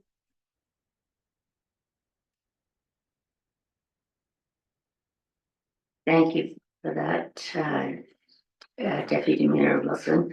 I just wanted to strengthen what Councillor Melnick said, that it is important to recognize the value of the services offered by our municipality and other municipalities, and around building safe communities by investing in policing, fire, and emergency response, creating healthier communities by recreational facilities, recreational programs, social supports, ensuring sustainable growth by keeping up with water, waste management, and environmental planning, connecting people, the residents and businesses with roads, transit, and infrastructure, and providing a better future through community development. So I think, again, similar to what Councillor Melnick said, these are really important considerations to consider when we're looking at the budget and the value offered to the residents and businesses in the community. Thank you for that. Councillor Melnick? Just before we start with the motions, I just want to get clarity from administration. We are potentially going to be giving first and second reading. Should we be doing that as 2 separate motions? Just to make sure we have that clarity. Yes, correct. Thank you. Thank you. Go ahead, Councillor Melnick. So I would like to make the motion that council give first reading to the Jasper Taxation Rates Bylaw 2025 as presented. Councillors, would anybody like to speak to the motion? Not, I'll call the question. All of those in favor? Or none opposed? That motion carries. The appetite for a second reading. Councillor would like to make a motion?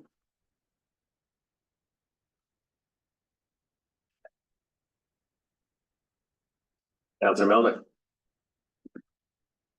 Thank you, Deputy Mayor. I would like to make the motion that council give second reading to the Jasper Taxation Rates Bylaw 2025 as presented. Thank you for that. Councillors, would anybody like to speak to the motion? Not, I'll call the question. All those in favor? There are none opposed. That motion carries. Oh, sorry, Councillor Hall? Thank you very much, Deputy Mayor. Wilson, I'm wondering at this time if there'd be any appetite around this table to maybe make a motion to incorporate some increased non-property tax revenue into the development of next year's 2026 budget. direct administration to incorporate increased non-property tax revenue into the 2026 budget, whether that be increased parking year round. Just give us some options of what that might look like before they start working on their budget. Councillor Keller. I could support that, and also, I know we talked about this last year and the year before, and the year before, and we were gonna have a workshop on it, and just the fire we did. I do think we do need to look again at our business residential split. We talked about it last year, it didn't happen. And we all know the reasons why we didn't have that workshop, but I think for a new council or this council going forward, I think it's a discussion we do need to have. For the future. Because, 5-1, we can't continue, when you look like residential, we're second to the lowest. Property wise, we're second to the top bank ahead of us, so, it's not sustainable all the time, and the more residential we get, not that we have it now, we go down, but they keep going up, so I think it's something we really need to look at.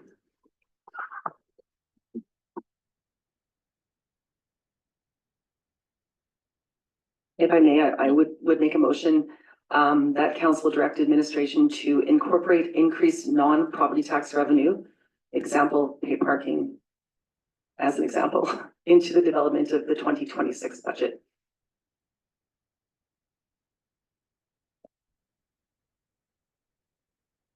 Thank you for the motion. Did anybody like to speak to that motion? And administration understands Councillor Hall's motion? And then I'll call the question. All those in favor? They're not opposed. That motion carries. Councillor Keller. Thank you, Deputy Mayor Wilson. I'd like to make motions to direct administration. If there's time before the end of this council to set up a workshop to look at the business residential property split going forward, to leave recommendations for our future council. Not necessarily to make recommendations for a new future council, but that we have done some work on this. Okay, CEO Given. Yeah, Deputy Mayor Wilson, I understand the intent of the motion. I think maybe just for recording secretary and actually for administration. I think the motion should be clear if I think Councillor Keller MP was trying to be respectful of administration, was saying if there's time. I think if council decides by a motion that you want us to do this before the end of the year, then we need to do that. The motion leaves a little bit of, well, administration, if you think there's time, I think council needs to say, we want you to do this, or we don't feel it's necessary. And either way is fine with administration. I think the motion just needs to be clear, saying we don't have an option. If the motion is passed, then we will set up a workshop. Then I make a motion that we set up a workshop before the end of the term for this council, that we look at the business residential split for taxation. Okay. Everybody understands the motion? Call the question. All those in favor? They're not opposed. Carries. What's that? We're gonna take a quick break, 10-minute break. We'll be back at call it 3:25.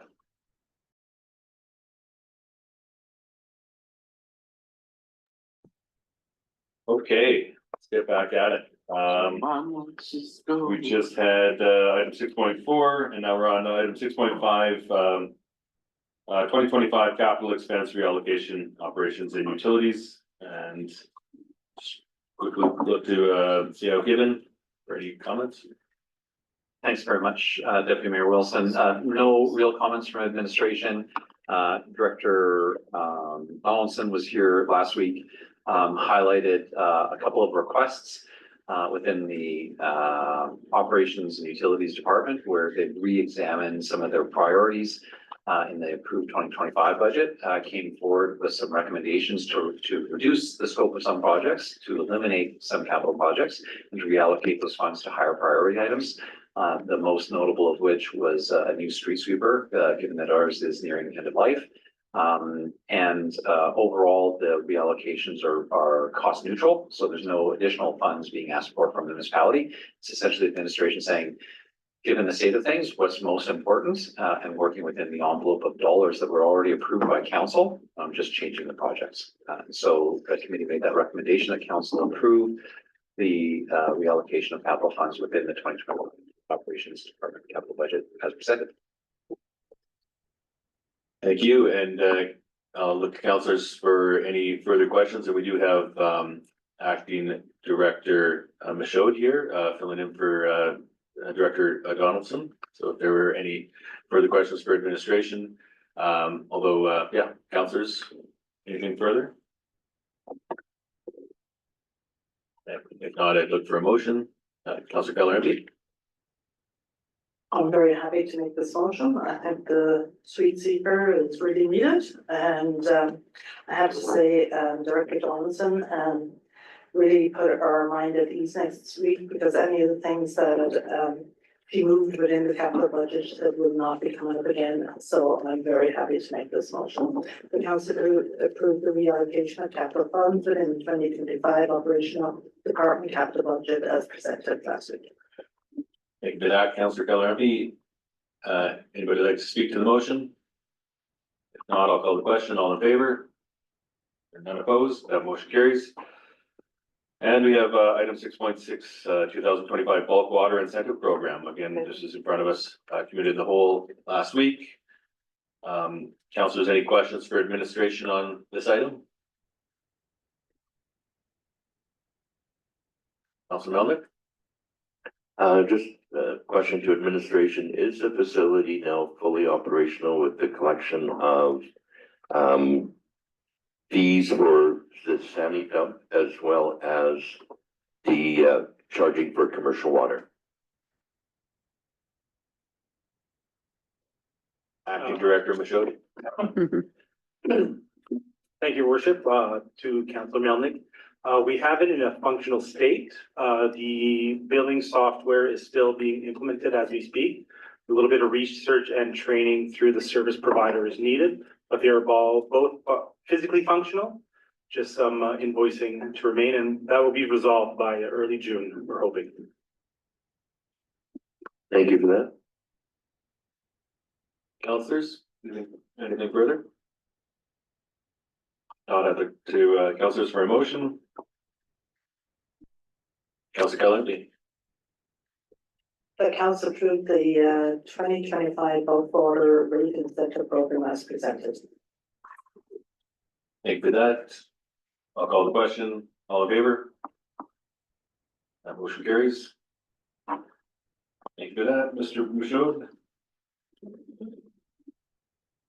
Moving on to item 6.7, commercial continuity initiative grant implementation. We spoke a little bit about this earlier in the agenda. CAO Gibbon, would you like to speak to it?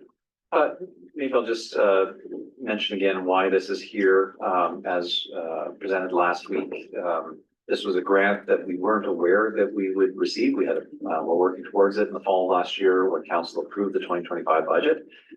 Since that time, the grant has been announced. We have it, but we don't have council approval to expend the funds because it wasn't included in the 2025 budget.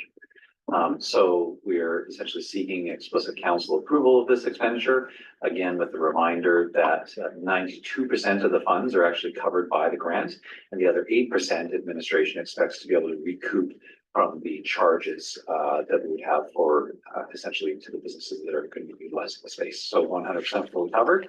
But our policies say that if administration is going to expend money, then it needs to be included in a budget. This was not included in the budget, and therefore we need explicit council approval.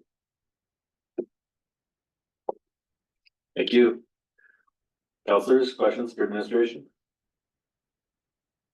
Councillor Melnick? Thank you, Deputy Mayor Wilson. Long document to get through.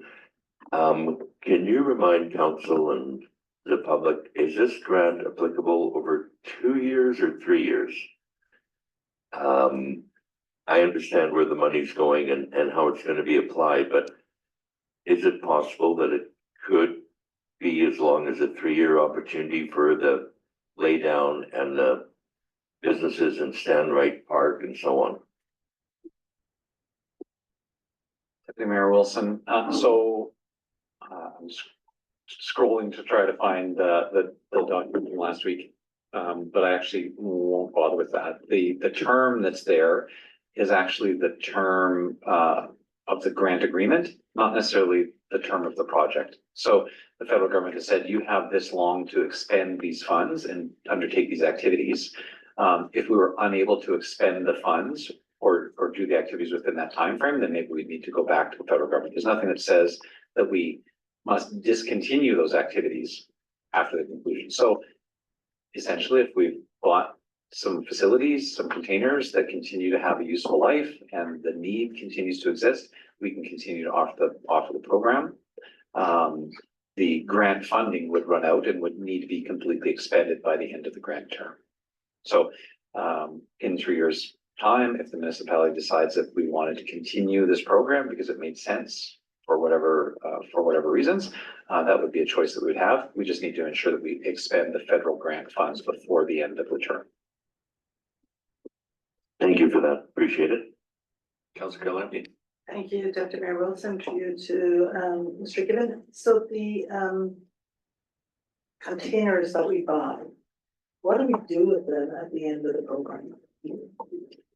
Deputy Mayor Wilson, for Councillor Keller-Hempy, that's a good question. And so administration confirmed with the funder that the capital purchases, the municipality owns free and clear, and we have full latitude to deal with them however we see fit at the end.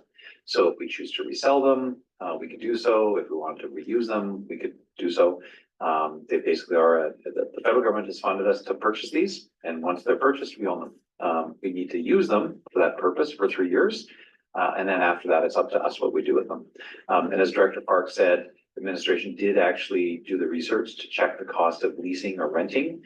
And it was more cost effective, less costly to actually purchase them over leasing. And that's why we're doing that capital purchase. But they are fully owned by the municipality at the end of the grant term, and we're free to do with them as we see fit. Okay. Awesome.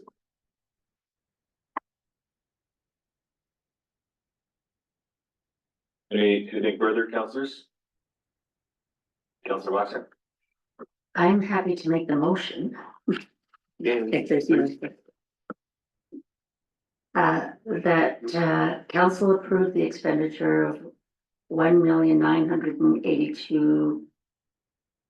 I'll start again, $1,982,258 to implement the commercial continuity initiative to be funded by the federal Community Economic Development and Diversification Grant and Cost Recovery Revenue.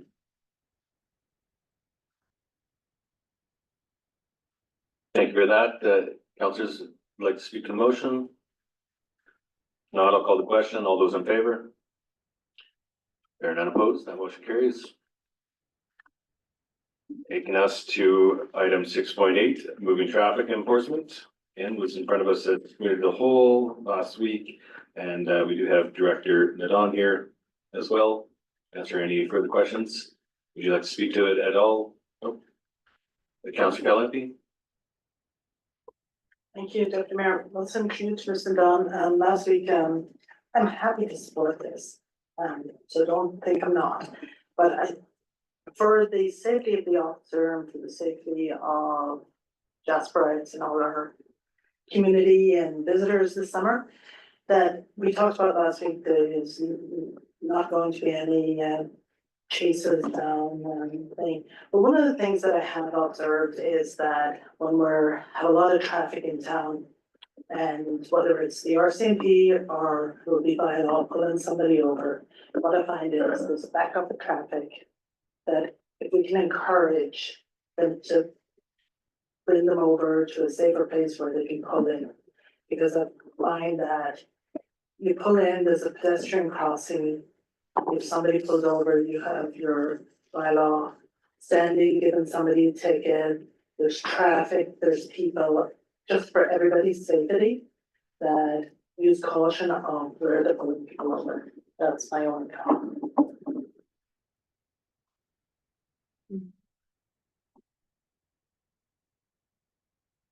Councillor Hall? Thank you very much, Deputy Mayor Wilson. I do support this motion. I had my little 6-year-olds out on our bikes on Saturday for the first session of Rev It Up.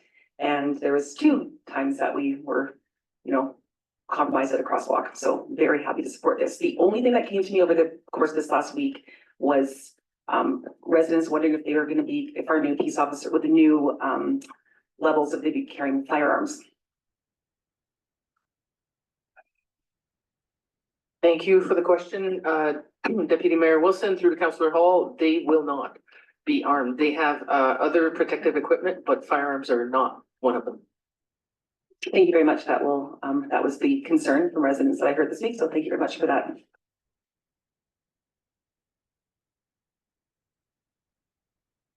Anything further or not a motion? Councillor Hall? I would make the motion that council approve a change in service level to allow community peace officers to conduct moving traffic enforcement within municipal limits. Thank you for that. If there's no other, and nobody else would like to speak to the motion, I'll call the question. All those in favor? They're none opposed. That motion carries. Thank you, Director John. And you are here also for 6.9 Jasper Fire Department Bylaw 2025. Would like to speak to that or intro it for us? I can. Thank you, Deputy Mayor Wilson. I'd simply like to point out small changes that we made in relation to some feedback that we got from councillors last week. And with respect to the definition of CAO, so section 2.1.5, we added what is a pretty standard definition in other bylaws. So the CAO shall name the Chief Administrative Officer of the Municipality of Jasper or any person authorized to act on their behalf. And we've also taken that definition and added a bit more context around, and again, highlighted in yellow in the document before you, section 3, fire chief. So 3.1, the CAO or their designate shall appoint the fire chief. So that was one way that we found that could address the concerns raised by councillors. So through my job description, I'm appointed on behalf of the CAO to do certain things so we can make sure that those documents are aligned that way. And we thought that was a bit of a housekeeping edit that would hopefully satisfy the concerns raised by councillors. Other than that, it is the exact same bylaw as you saw last week, except it's cleaned up and formatted to be ready for first and second reading. Thank you. Thank you. Councillors, anything for administration? If not, I would look for a motion to give first reading. Councillor Waxer. That council give the first reading to the Jasper Fire Department Bylaw 2025. Call the question. All those in favor? Or none opposed? That motion carries. And would anybody like to do the second reading? Councillor Waxer. That council give the second reading to the Jasper Fire Department Bylaw 2025. I'll call the question. All those in favor? There are none opposed. That motion carries. Moving on to agenda item 6.10. 2025 municipal election. Director Nadon. Thank you, Deputy Mayor Wilson. As discussed at Committee of the Whole last week, these are motions that are required to enable specific steps or programs to happen in relation to the municipal election. And we are looking for separate motions or recommendations. Each of the black bullets on your agenda list being a separate motion to allow us to provide for special ballots, to hold an advance vote, to do institutional voting, as well as to rotate the names on the ballots. So the fourth motion being a motion to give first and second reading to a bylaw, which is attached to the agenda package. Thank you. Thank you for that. Questions for administration from council? And if not, I'm gonna ask for all councillors' participation in this. We've got a few of them ahead of us. Councillor Hall, would you like to start?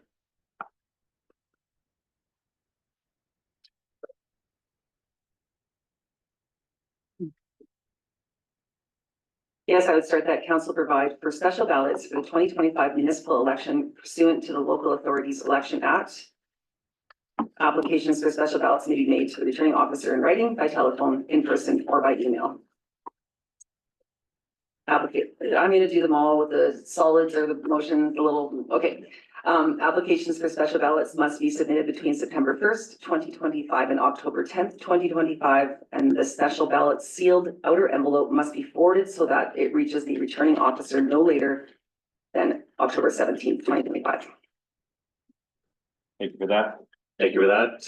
Councillors, anybody like to speak to that motion? Not, I'll call the question. All those in favor? That motion carries. Councillor Demona. Yes, thank you very much, Deputy Mayor Wilson. I move that council provide for holding an advance vote for the 2025 municipal election pursuant to the Local Authorities Election Act. Thank you for that. Councillors like to speak to that motion? Not, I'll call the question. All those in favor? There are none opposed. That motion carries. Councillor Callahan.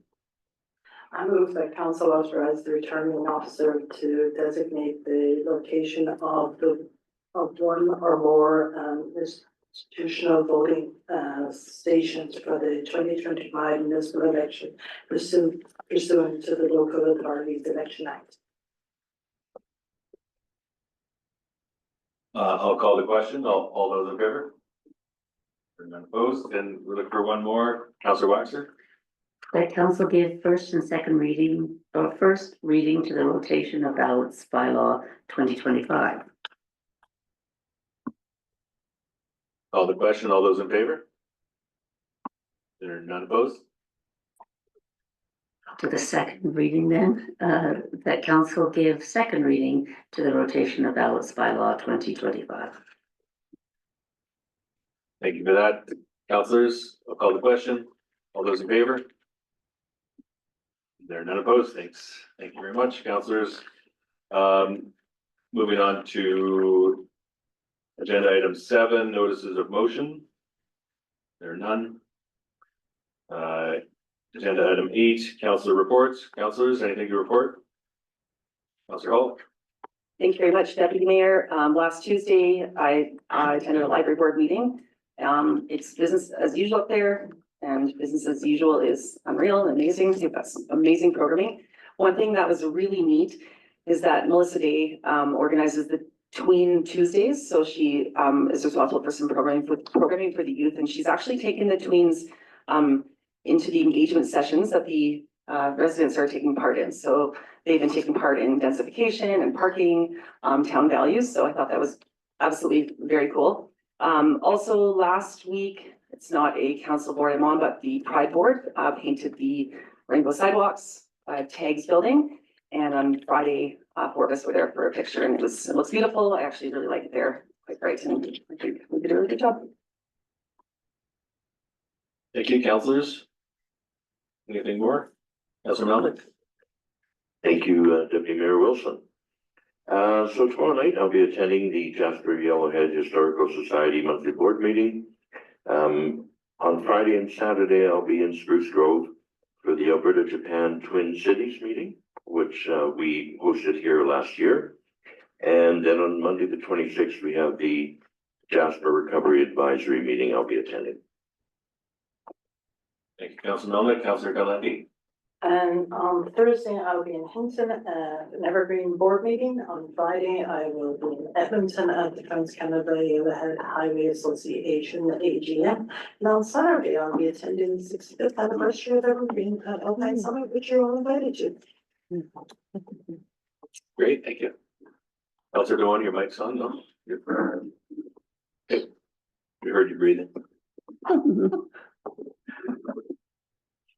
Okay, I think that's it for councillor reports. Thank you. Agenda item 9, upcoming events. We have Jasper Community Team Society Annual General Meeting, 5 p.m. to 8:30 p.m. May 21st, May 21st? Tomorrow. Oh, tomorrow, okay. And, Alberta Japan Twin Municipalities Conference, May 23rd, 24th at Stony Plain, Evergreens Foundation 65th Anniversary Party, 11 till 2 on May 24th at, Alpine Summit Seniors Lodge. And, Federation of Canadian Municipalities Annual Conference and Trade Show in Ottawa, May 29th through 1st. And the 57th Annual Jasper United Church Spring Plant Sale is still happening, which is great, from 10 a.m. to 6 p.m., May 30th and 31st at the Jasper Yellowhead Museum and Archives. And if there's nothing else for, to add for events, Councillor Demoda?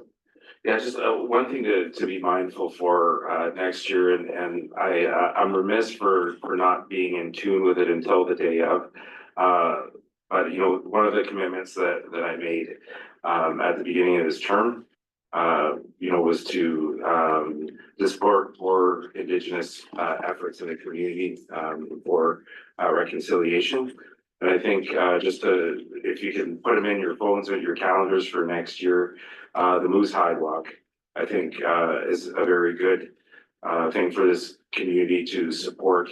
And I'm not sure of any initiatives that took place this year, but for next year, you know, I'd like to keep in mind, because it is an initiative to engage people towards ending violence towards women and children, particularly in the Indigenous community. So I think overall, the whole country can benefit from this, and it's been growing over the last 10 years, and I think it's something that we should be supporting in the future. Excuse me for being repetitive. Thank you. Thank you. And if there's nothing more to add, I would look for a motion to adjourn. Councillor Hall, thank you. Call the question. All those in favor? They're not opposed. The meeting is adjourned.